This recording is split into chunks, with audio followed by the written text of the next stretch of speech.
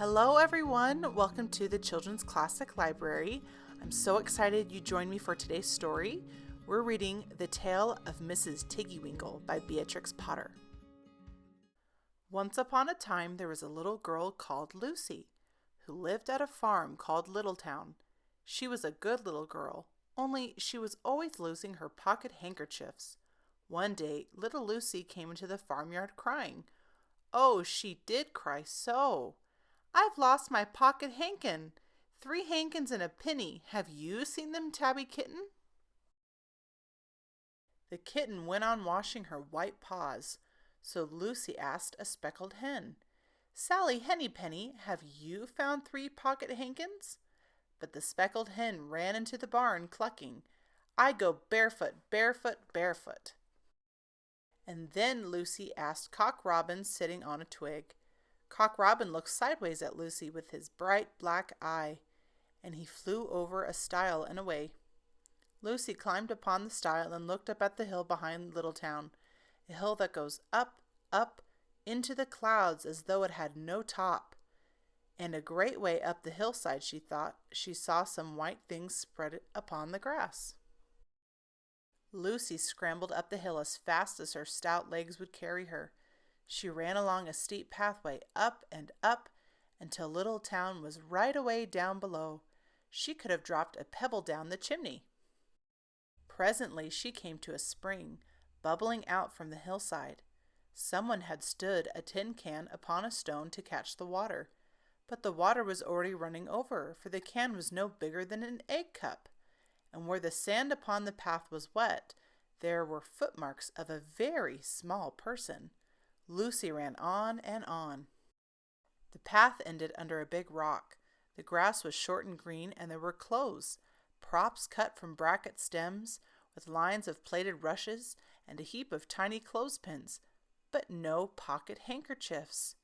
But there was something else, a door, straight into the hill, and inside it someone was singing.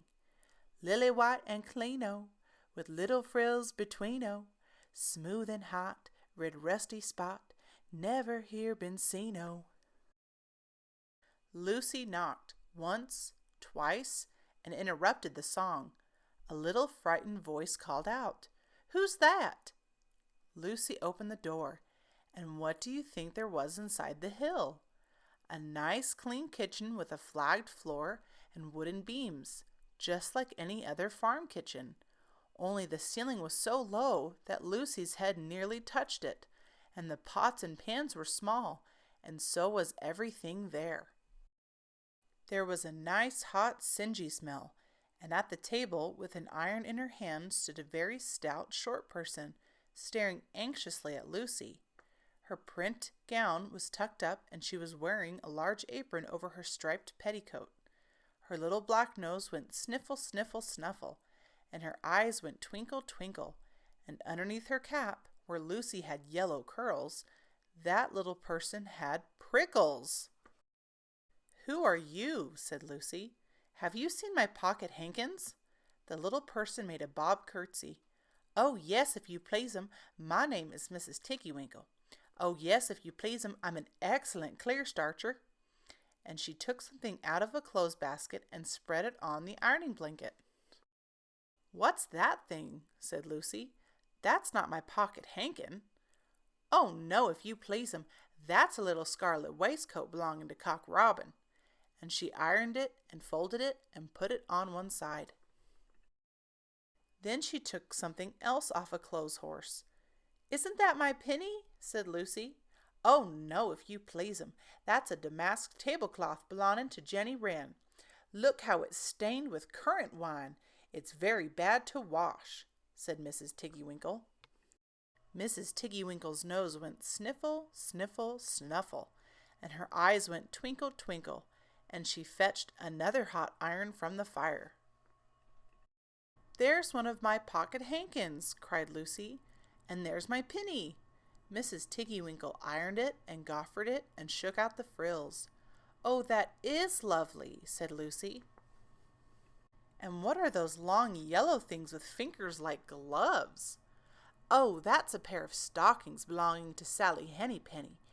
Look how she's worn the heels out with scratching in the yard. She'll very soon go barefoot, said Mrs. Tiggy-winkle. Why, there's another handkerchief, but it isn't mine. It's red. Oh, no, if you please 'em. That one belongs to Mrs. Old Rabbit, and it did so smell of onions. I've had to wash it separately. I can't get out the smell. There's another one of mine, said Lucie. What are those funny little white things? That's a pair of mittens belonging to Tabby Kitten. I only have to iron them. She washes them herself. There's my last pocket hankin, said Lucie. And what are you dipping into the basin of starch? They're little dicky shirt fronts belonging to Tom Titmouse. Most terrible particular, said Mrs. Tiggy-winkle. Now I've finished my ironing, I'm going to go air some clothes. What are these dear, soft, fluffy things? Said Lucie.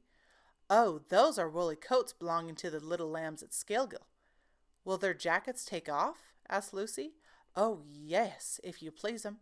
Look at the sheep mark on the shoulder, and here's one marked for Gatesgarth, and 3 that come from Littletown. They're always marked at washing, said Mrs. Tiggy-winkle. And she hung up all sorts and sizes of clothes, small brown coats of mice, and one velvety black moleskin waistcoat, and a red tailcoat with no tail belonging to Squirrel Nutkin, and a very much shrunk blue jacket belonging to Peter Rabbit, and a petticoat not marked that had gotten lost in the washing, and at last the basket was empty. Then Mrs. Tiggy-winkle made tea, a cup for herself and a cup for Lucie. They sat before the fire on a bench and looked sideways at one another. Mrs. Tiggy-winkle's hand, holding the teacup, was very, very brown, and very, very wrinkly with the soap suds, and all through her gown and her cap there were hairpins sticking wrong end out, so that Lucie didn't like to sit too near her. When they had finished tea, they tied up the clothes in bundles, and Lucie's pocket handkerchiefs were folded up inside her clean pinny and fastened with a silver safety pin. And then they made up the fire with turf, and came out and locked the door, and hid the key under the door-sill. Then away down the hill trotted Lucie and Mrs. Tiggy-winkle with a bundle of clothes. All the way down the path little animals came out of the fern to meet them. The very first that they met were Peter Rabbit and Benjamin Bunny. And she gave them their nice clean clothes, and all the little animals and birds were so very much obliged to dear Mrs. Tiggy-winkle. So that at the bottom of the hill, when they came to the stile, there was nothing left to carry except Lucie's one little bundle. Lucie scrambled up the stile with the bundle in her hand, and then she turned to say good night, and to thank the washerwoman. But what a very odd thing! Mrs. Tiggy-winkle had not waited either for thanks or for the washing bill. She was running up the hill, and where was her white frilled cap, and her shawl, and her gown, and her petticoat? And how small she had grown, and how brown, and covered with prickles! Why, Mrs. Tiggy-winkle was nothing but a hedgehog. Thank you so much for joining me today. Make sure to check out some of my other stories that I have for you, and I'll see you in the next one. Bye! Please subscribe.